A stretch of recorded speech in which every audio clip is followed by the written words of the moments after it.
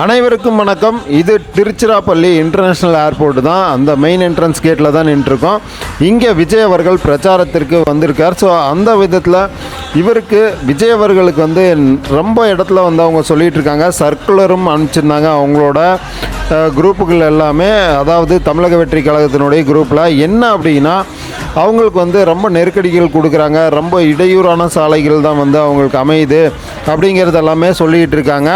So அந்த மாதிரி இருக்கக்கூடிய நேரத்தில் இன்றைக்கி கேகே நகர் பகுதியில் வந்து அவர் பிரச்சாரம் மேற்கொள்ளவிருக்கிறார். அந்த சாலையானது எப்படி இருக்குது அப்படிங்கிறத நம்ம பார்த்துடலாம். இந்த இடம் வந்து இன்டர்நேஷ்னல் ஏர்போர்ட்டினுடைய என்ட்ரன்ஸ் அப்படிங்கிறனால ரொம்ப ப்ராடாக தான் இருக்குது. இது வந்து அந்த சிக்னல், இதிலேருந்து நம்ம ஸ்ட்ரைட்டாக வந்து டுவர்ட்ஸ் அப்படியே போனோம் அப்படின்னா கேகே நகர் அப்படிங்கிற இடத்துல தான், அந்த பஸ் ஸ்டாப்பில் தான் வந்து அவங்க கொஞ்சம் நின்று எங்கேயுமே பேச போகிறதில்ல, ஒரு ரோட் ஷோ தான் நடத்த போகிறார். அந்த இடத்துல குறிப்பாக அரேஞ்ச்மெண்ட்ஸ் எல்லாமே நடந்திருக்கு. இது வந்து கேகே நகர்லேருந்து உள்ளே வந்துட்டோம். நம்ம அந்த ரோடையும் இன்டர்நேஷ்னல் ஏர்போர்ட் ரோடை விட்டு நம்ம உள்ளே வந்தாச்சு. ஸோ இங்கே எல்லாமே பேரிகேட் அப்படிங்கிறத வந்து அமைச்சிக்கிட்டு இருக்காங்க. விஜய் அவர்களுடைய வருகையை முன்னிட்டு சேஃப்டி என்னென்னலாம் பண்ணுங்கிற மாதிரி வந்து ஸ்டெப்ஸ் எல்லாம் எடுத்துகிட்டு இருக்காங்க. இது அனைத்துமே ஓகே. இருந்தாலும் இந்த சாலைகள் இந்த இடத்துல நல்லா கொஞ்சம் விஸ்தானமாக தான் இருக்குது. இருப்பினும் இந்த சாலைகள் போதுமானதா அப்படின்னா, கூட்டம் நிறைஞ்சிருச்சு அப்படின்னா கண்டிப்பாக இந்த ரோடு அனைத்தும் பத்தாது. அந்தளவுக்கு தான் அவருக்கு கூட்டமானது திரண்டுக்கிட்டு இருக்கு. ஸோ இந்த சைடில் இருக்கக்கூடிய பேரிகேட்ஸ் எல்லாமே மக்கள் உள்ளே வரக்கூடாதுங்கிறதுக்காக சேஃப்டியாக போட்டிருக்காங்க, ரைலிங்ஸ் மாதிரி. பரவாயில்ல அப்படிங்கிறது தான் தோணுது. ஆனால் என்னென்னா, எல்லா இடத்துலையுமே இந்த மாதிரி அமைச்சு விட்டாங்க அப்படின்னா எல்லாம் சைடில் இருக்கவங்க பார்த்துட்டு போயிடுவாங்க. அவ்வளோ நெருக்கடிகள் அப்படிங்கிறது ஏற்படாது. சில இடங்களில் வந்து ஒரு குறிப்பிட்ட இடத்துல நிற்கும் போது தான் அந்த இடம் வந்து ரொம்ப ஸ்தம்பிச்சு ரொம்ப கூட்ட நெரிசல் அதிகமாகிடுது. இங்கே பார்த்தீங்க அப்படின்னா காஜா மலை அப்படிங்கிற ஒரு பகுதி தான் இது. ஸோ இந்த இடத்துல போர்டும் இருக்குது பாருங்கள். இந்த சாலை அப்படிங்கிறது வந்து ரொம்ப நெருக்கடியான சாலை. இதில் தான் வந்து அவர் வரப்போகிறார் அப்படிங்கிறது தான் உண்மையாலுமே கொடுமையாக இருக்குது. எல்லா இடத்துலையுமே பர்மிஷன் அப்படிங்கிறது வந்து கொடுத்துருக்காங்க, ஓகே. அவரும் வந்து ரோட் ஷோ அப்படிங்கிறனால வந்து ஈஸியாக போயிடுவாருங்கிற மாதிரி ஃபீல் பண்ணுறாங்க. இருந்தாலும் அவருக்கான கூட்டத்திற்கு கண்டிப்பாக இந்த மாதிரியான சின்ன சாலை அப்படிங்கிறது கொஞ்சம் நெருக்கடியே தான். பிராடான சாலையோ அல்லது ஒரு பெரிய கிரவுண்டோ அல்லது பெரிய இடமோ கொடுத்தா நல்லாயிருக்கும். என்னென்னா, ரோட் ஷோ அந்த குறிப்பிட்ட பகுதியில் நடத்த வேண்டிய சூழல் இருக்குது, அந்த மக்களை சந்திக்கணுங்கிறதுக்காக. அதனால தான் வந்து இந்த மாதிரி ஏரியா வந்து செலக்ட் பண்ணுறாங்க. பரவாயில்ல. இருந்தாலும் மக்கள் வந்து ஒரே இடத்துல கூடாமல் பரவலாக எல்லா பக்கம் பிரிஞ்சு வந்தாங்க அப்படின்னா ஒரு இடத்துல கூட்டம் வந்து நெரிசல் ஏற்படாது. அதே போல் இங்கே அனைத்துமே பார்த்திங்கன்னா எந்த ஒரு பேரிகேட்ஸ் எதுவுமே கிடையாது இந்த சாலைகளில். ஏன்னா சாலையும் சின்னது அப்படிங்கனால அப்படியே விட்டுருக்காங்க. இந்த சாலைகள்லேயும் அது மாதிரி பேரிகேட்ஸ் போட்டிருந்தாங்கன்னா மக்கள் வந்து டைரெக்டாக கூட்டமாக நெருங்க மாட்டாங்க, ஒரு சேஃப்டியாக வந்து போயிடலாம். இதெல்லாமே பார்க்கும்போதே உங்களுக்கே புரிஞ்சிருக்கும் எந்த அளவுக்கு இருக்குது ரோடு அப்படிங்கிறது. இன்னுமே கொஞ்சம் வந்து இங்கே எல்லாமே சில சேஃப்டிஸ் அப்படிங்கிறது வந்து பண்ணியிருக்காங்களா அப்படிங்கிறது ஒரு கேள்விக்குரியதாக இருக்குது, தாவேக்கா சார்பில் சொல்கிற மாதிரி. ஸோ அவங்களுக்கு வந்து நெருக்கடிகள் நிறையா கொடுக்குறாங்க, சீக்கிரமாக பர்மிஷன் கொடுக்கறதில்ல, லேட்டாக தான் பர்மிஷன் தராங்க, அப்படியே இல்லாமல் சில காரணங்கள் சொல்லி பர்மிஷன் வந்து ரிஜெக்ட் பண்ணுறாங்கன்னெலாம் சொல்கிறாங்க. ஸோ அது அனைத்துமே வந்து இதெல்லாம் பார்க்கும்போது இருக்கலாமோ அப்படிங்கிற மாதிரி தான் ஃபீல் ஆகுது இல்லையா. சாலைகளில் நீங்கள் பார்த்துருப்பீங்க ஒரு ரோட் ஷோ வந்ததும். இங்கே எல்லாமே பார்த்தீங்கன்னா 5 இன்ச்சாக தான் வந்து நகர்ந்து போனார். இங்கே எல்லாமே கொஞ்சம் ப்ராடாக தான் இருக்குது சாலை. இருந்தாலும் இங்கே இந்த இடம் வந்து திருச்சி கிழக்கு அப்படிங்கிறனால இங்கே மக்கள் வந்து இங்கே பயங்கரமாக தான் விஜய்க்கு வந்து ஆதரவாக இருக்காங்க. இங்கே நம்ம விசாரித்த விதத்தில் விஜய் அவர்களுடைய வெற்றி உறுதி அப்படிங்கிறாங்க. ஏன்னா யங்ஸ்டர்ஸும் பெண்களும் வந்து ரொம்ப ஆதரவாக இருக்காங்க. அதே போல் கொஞ்சம் ஓரளவுக்கு 55 வயசுக்குள்ளே இருக்கவங்க எல்லாமே பெருமாதரவு அப்படிங்கிற மாதிரி தான் ஃபீல் ஆகுது. நம்மளும் வந்து களத்தில் கேட்டோம். இங்கே சில பேர்த்துக்கிட்டலாம் கேட்க போகும்போது அவங்க சொல்கிறது என்னென்னா, மாற்றம் வேணும் அப்படிங்கிறதுல உறுதியாக இருக்காங்க. ஸோ அந்தளவுக்கு மாற்றம் வேணுங்கிறவங்க கண்டிப்பாக வந்து விஜய் அவர்களை தேர்ந்தெடுப்பாங்கன்னு அவங்களேவும் சொல்கிறாங்க. மற்ற அந்த 2 கட்சியும் இது வரைக்கும் என்ன செஞ்சாங்க, எதுவுமே செய்யலை. ஆண்டுக்கு ஒரு இது செஞ்சுருந்தாங்கன்னா கூட 5 அந்த தொகுதிகளுக்குள்ளே 5 விஷயங்களை செஞ்சுருக்கலாம். அந்த மாதிரி எதுவுமே நடக்கலை அப்படின்னு குற்றச்சாட்டும் வைக்கிறாங்க மக்கள். ஸோ இதெல்லாமே சாதாரண மக்களுக்கு இருக்கக்கூடிய ஒரு மனக்குமுறல்கள்.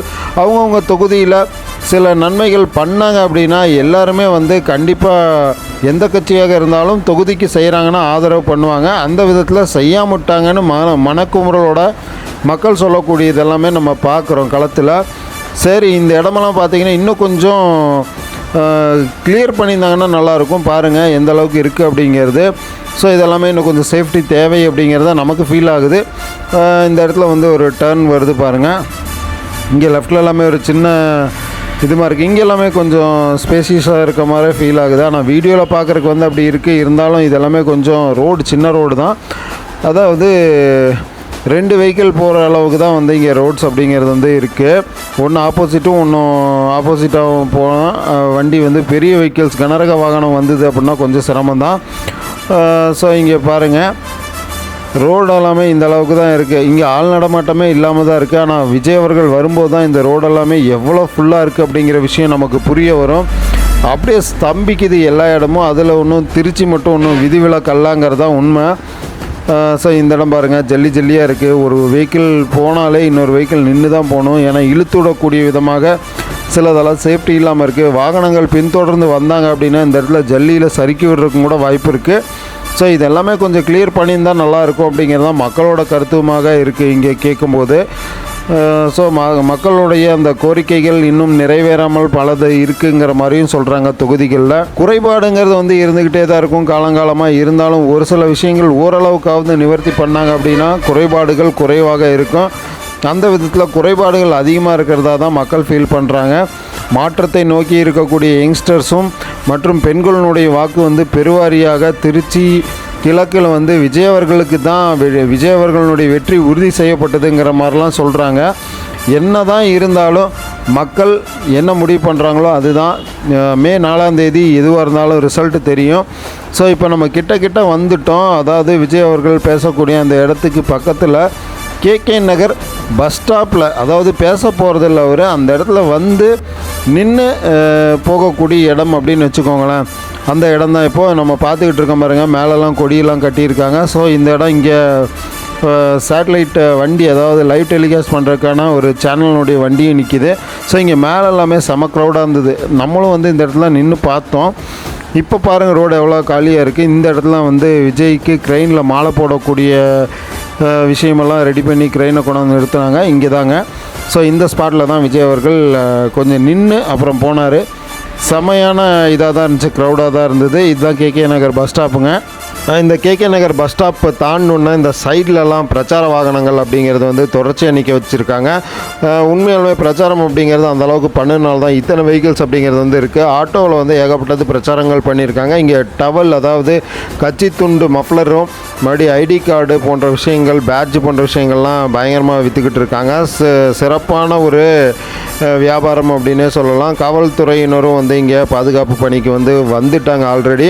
இங்கே லெஃப்ட் சைடில் நிற்கக்கூடிய அந்த க்ரெயின் பார்த்தீங்கன்னா அதில் தான் வந்து அவர் விஜய் அவர்களுக்கு மாலை அணிவிப்பதற்காக வந்து ஒரு ராட்சச மாலையை வந்து இதில் மாட்டி தொங்க விட்டுருந்தாங்க. அதில் வந்து அவர் உள்ளே வந்த மாதிரி வந்து கும்பிட்டு போனார். ஸோ இந்த இடம் தான் வந்து கேகே நகர்னுடைய பஸ் ஸ்டாப்பு திருச்சியில். ஸோ இந்த இடம் பூராமே செம்ம க்ரௌடாக இருந்தது.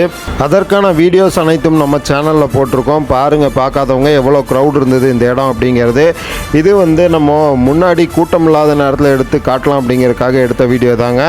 இந்த ஸ்பாட்ஸ் அனைத்தும் பார்த்துட்டு அந்த வீடியோவையும் பாருங்கள், செம்மையாக இருக்கும். இங்கே ஆல்ரெடி மீடியாக்காரங்கெல்லாம் வந்துட்டாங்க. ஸோ வீடியோ ஃபுட்டேஜ் வந்து கவர் பண்ணுறதுக்காக அடுத்து இன்னொரு வீடியோவில் சந்திக்கலாம். நன்றி, வணக்கம்.